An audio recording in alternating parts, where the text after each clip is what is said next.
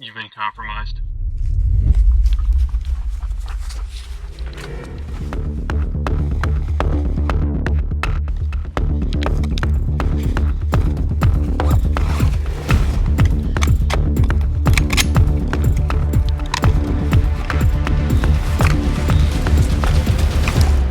Going loud.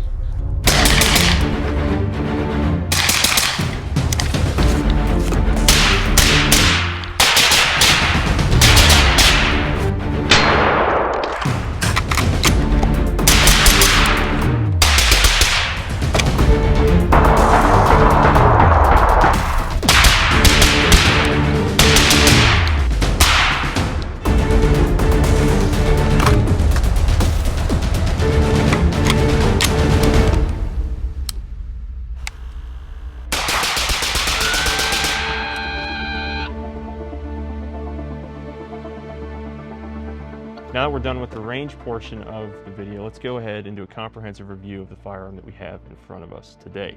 This is a 2021 production year, 2020 production year, SIG MCX Tacops pistol. So what this is a 6.75 inch 300 Blackout. I believe they made these in 5.56 as well. However, that's not what we have in front of us today. This firearm has about 5,000 rounds through. It's just over 5,000 rounds. So we're gonna go ahead and call it a 5,000 round review. So starting tip to butt, the industry standard set by Garand Thumb, we have a Q trash panda muzzle device. This suppressor is a welded system, so you can't take the baffles down.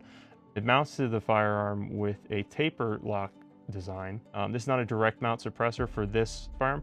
So you have the Q Cherry Bomb, which is 5/8 by 24 pitch taper lock system. It allows the suppressor to self-align, so you don't need to run a rod down the barrel. You still can for check alignment, but it's not necessary with this system. Down in the handguard, we have M-LOK. It's about 11.5, 12-inch handguard. It does get very hot, so we went ahead and put a cold tack handguard wrap on this to help mitigate that heat so that you're not cooking your hand quite as fast. After about 30 rounds of somewhat fast-paced fire, this gun is very uncomfortable to hold on to, so that handguard certainly helps. With the flashlight, we have the Streamlight TLR1 HL. I like this flashlight because it doesn't use a pressure pad system. The pressure pad system is known to fail. There's high-quality ones made by Surefire and Mod Light, and even Streamlight makes good quality lights. However, this being a general protection firearm, it's going to spend a lot of time in and out of a vehicle. That little wire has a lot of room to catch and snag, and my experience with using carbines in a patrol vehicle has led me to move away from the pressure pad system for a rifle like this. Moving back to the iron sights, we have the SIG factory iron sights. I think they're perfectly adequate. They fold up, they seem to be very well built. Just from the testing I've done, they hold zero very well. Front sight post is adjustable for your elevation, and your rear sight is going to be your windage. And the reason we have this mounted at the point that we have it is that is the end of the receiver of the firearm. So the receiver, unlike an AR-15, doesn't stop right around the magazine well. It extends all the way down the handguard to where the gas block is. That being said, this uses a button system where you can either do temporary or hold it, or you can do the flash system. Not that I really use that, to be honest. The end of that receiver is going to be really your last point on the firearm where you can zero an optic or aiming device. So for that reason, we have the front sight post mounted this far back on the firearm. So this firearm is a short stroke gas piston system. What that means is that the gas generally stays up towards the front of the gun. It doesn't blow gas back into the chamber to actuate the system like a direct impingement system would on an AR-15 style rifle. With that, the gas piston is adjustable. So what that means is for a subsonic setting, I can increase that gas pressure to reliably run subsonic ammunition while reducing recoil. I can leave it on the heavier gas setting that will run both subsonic and supersonic without reducing that recoil. However, with supersonic ammunition, you are going to feel a little bit more perceived recoil. It will run the gun slightly harder than if it were not in that setting. Moving further back, we have the SIG Romeo4T Optic.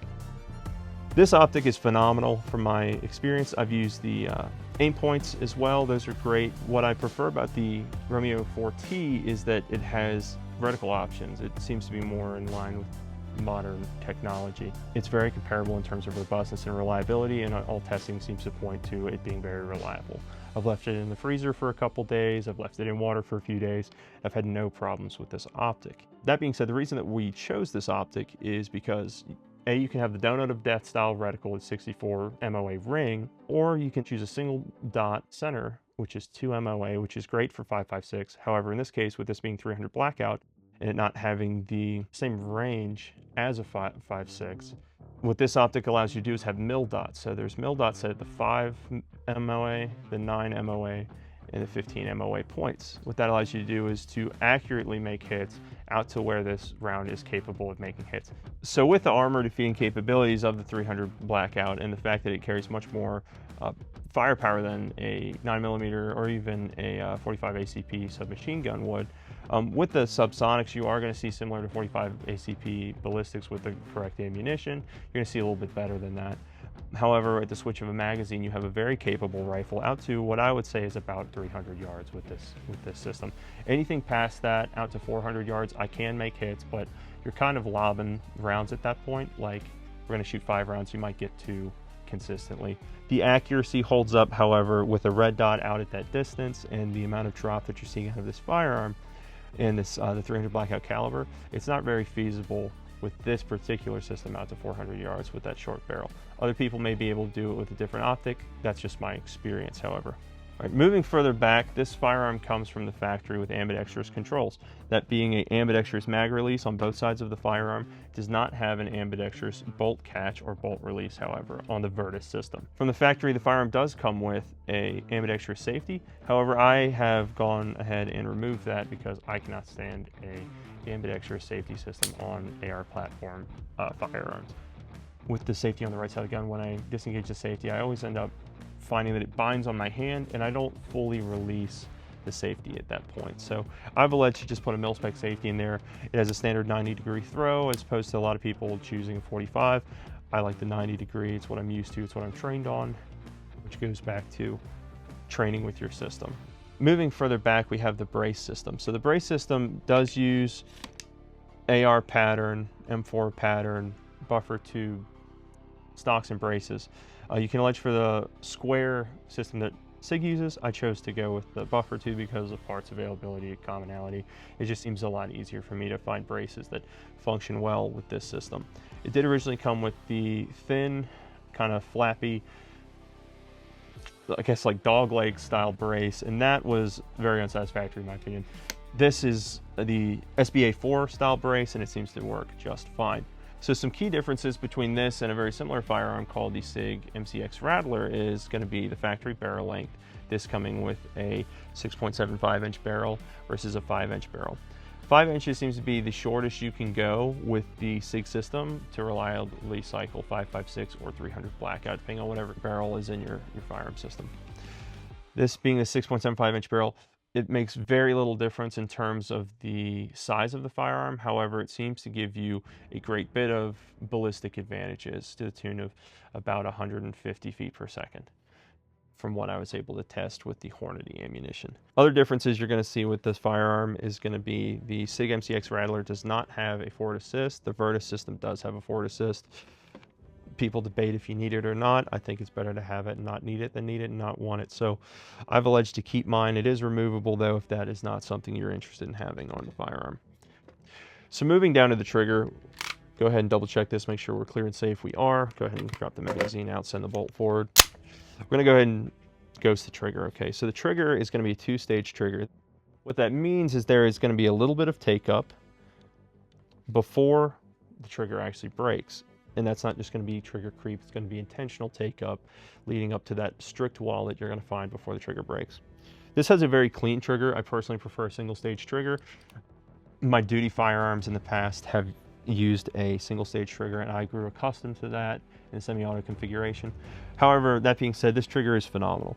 It has a very short reset and it's got a very clean break. So going ahead, we're going to find that wall, maybe 4 or 5 millimeters of take up. Gonna hit a crisp flat wall, no roll, and a smooth break. On the reset,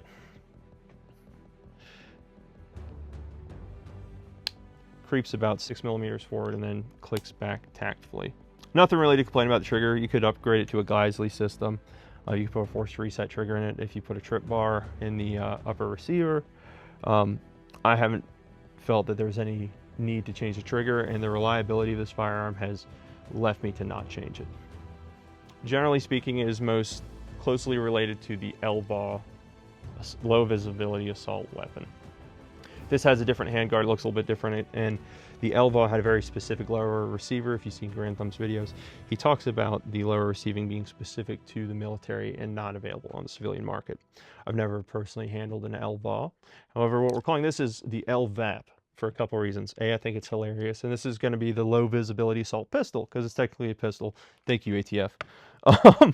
So, in terms of reliability, this firearm's been exceptionally reliable.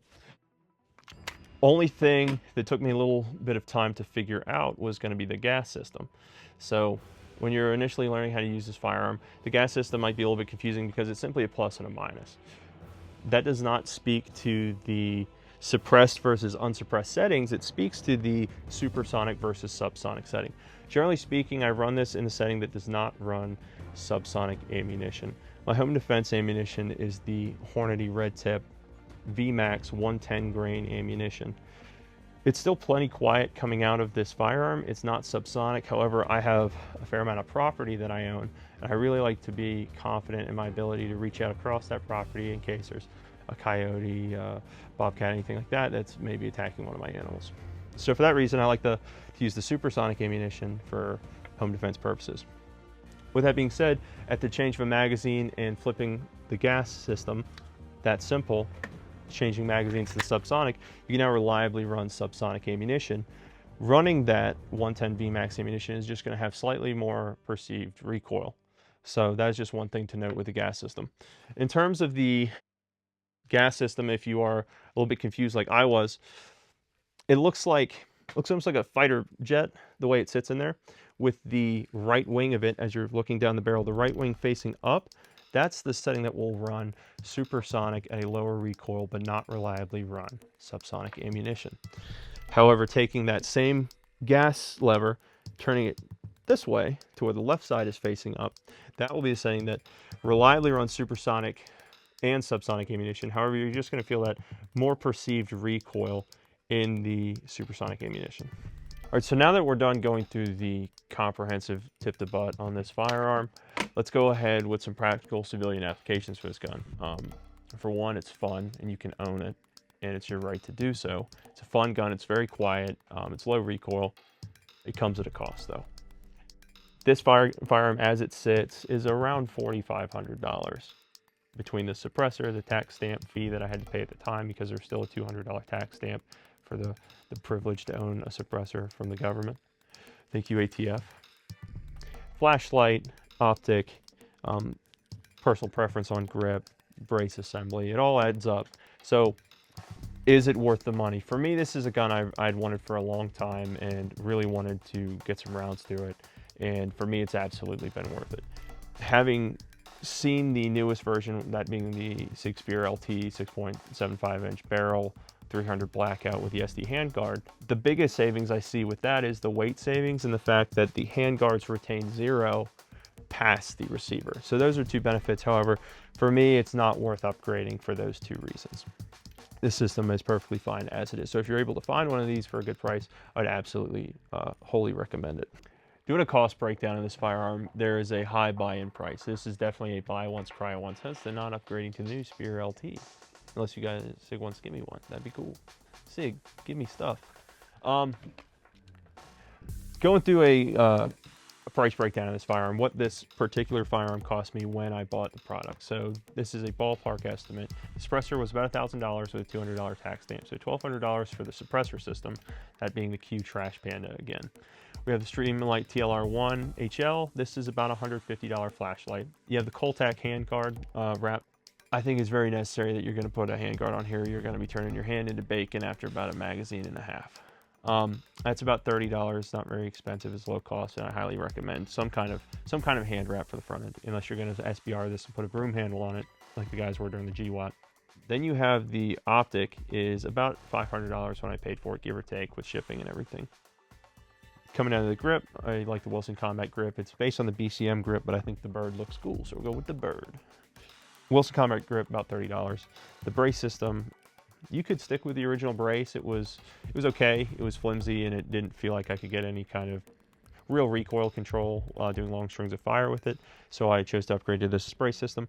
With the buffer tube, the folding system, and the brace itself, if I remember correctly, comes out to about $200. So totaling this gun ends up being about, doing the math I just did, it's about $4,500, just over. So another con to this firearm is going to be the ammo cost. That being 300 Blackout is more expensive, beginning at 60 cents a round and going well into the $3 a round, depending on the type of ammunition you're getting. I tend to shoot the Hornady VMAX 110 grain as my primary ammunition choice for this firearm.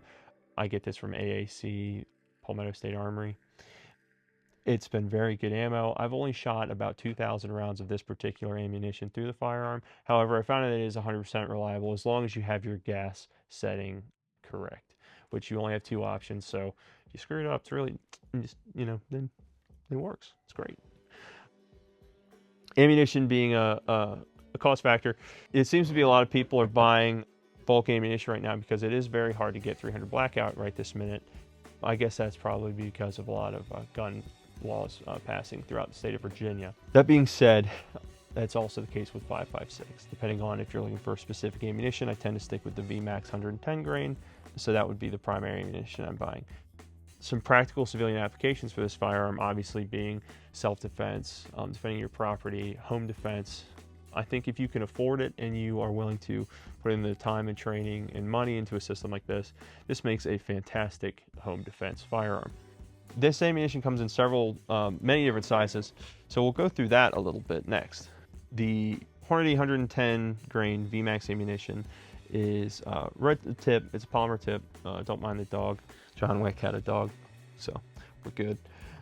The Hornady VMAX 110 grain is a very accurate round, and I'm finding that I'm getting easily 1-inch groups if I vice the gun at a bench at 50 yards. So that's more than adequate for what is considered a home defense or personal defense weapon.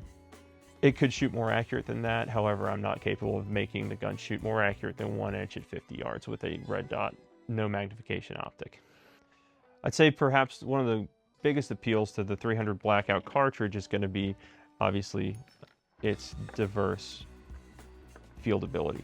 So you can again go with a 110 grain VMAX for your supersonic and your regular usage, and you can go up to 120 grain, 140 grain projectile like these. These are 220 grain subsonic full metal jacketed rounds, that being they don't break the sound barrier. So that means is you're not going to get that supersonic crack that really causes the ringing of the ears.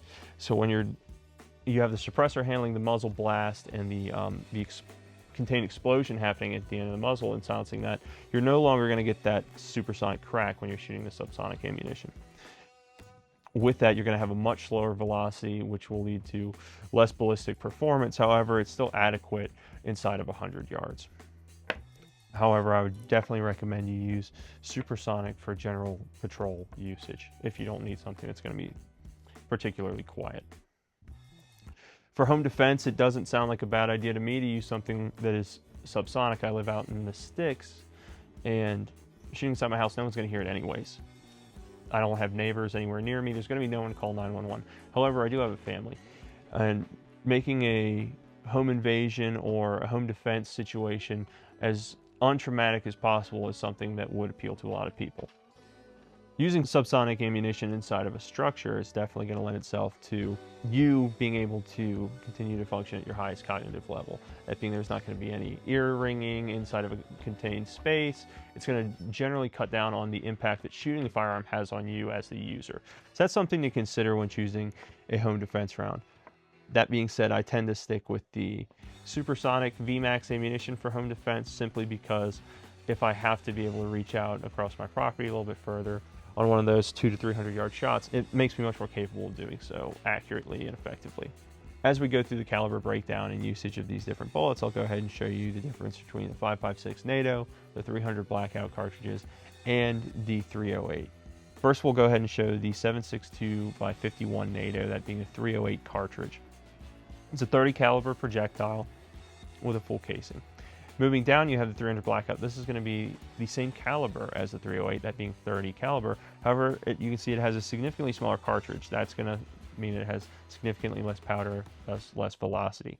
We have the 220 grain projectile. You can see that it's the largest and the fullest sized. Then we have the 150 grain supersonic. Then we have 110 grain supersonic. Supersonic and subsonic rounds can lend themselves in very different sizes. By powder loading, you could have a 110 grain subsonic. However, you're not getting the most out of that cartridge. Generally, you want to get the highest weight possible when you're going with that subsonic so you can get the most mass going downrange.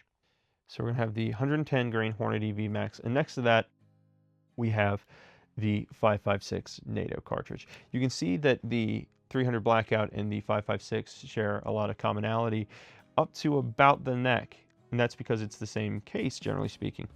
There's tutorials online where you can actually cut the brass on a 5.56 and manufacture your own 300 Blackout brass for reloading purposes if you properly anneal the cartridge, that being heating it while you are reshaping the brass. So the result is a cut down 5.56 with a 30 caliber projectile in it, thus the creation of the 300 Blackout cartridge. Thank you very much for watching this video. I know this is kind of a very in-depth look at this firearm, but I think it's important to go through it in depth because there's a lot of questions surrounding these firearms. That being, is the Virtus, the Gen 2 SIG MCX, a viable weapon system in 2026, which I would absolutely argue that it is. If you have a SIG MCX Virtus, that being the Gen 2 SIG MCX, I don't personally see a need to upgrade to the Gen 3. They seem to have ironed out a lot of the barrel issues with the Gen 1 MCX and the accuracy issues that plague the Gen 1 MCX with the Virtus system, thus being it is a more accurate system than the Gen 1s. That being said, the SIG Virtus 300 Blackout Tacops, the SIG MCX Tacops, is absolutely a great firearm system. You could upgrade to the SIG Spear LT. However, really the biggest gains I believe you would see with that is that 1 pound, essentially 1 pound of weight savings and the ability to zero anything past the receiver on the handguard. So if those are important to you, it may be worth upgrading to the Spear LT. However, I don't see any value in those things, so the SIG MCX Tacops is perfect for me. As we go ahead and close out the LVAP video, I'll leave you with a couple things. Get training. Training is going to be the #1 thing that's going to make the difference between your ability to use this weapon to its potential, this firearm to its potential, and looking silly. And we all want to look cool. So get training. My company offers training, Redland LLC. However, there's many other companies that offer great training. Go to your local range, find someone with experience in the field that you're interested in, and receive proper training on how to use a system to a practical effect. It doesn't matter how nice the weapon system is. If you're not trained, you're not going to be able to use it. Thank you for watching this video on the LVAP, the LVAW we have at home. Please like and subscribe. We appreciate you taking the time to watch the video this long, and we look forward to seeing you guys in the next video. Thank you very much.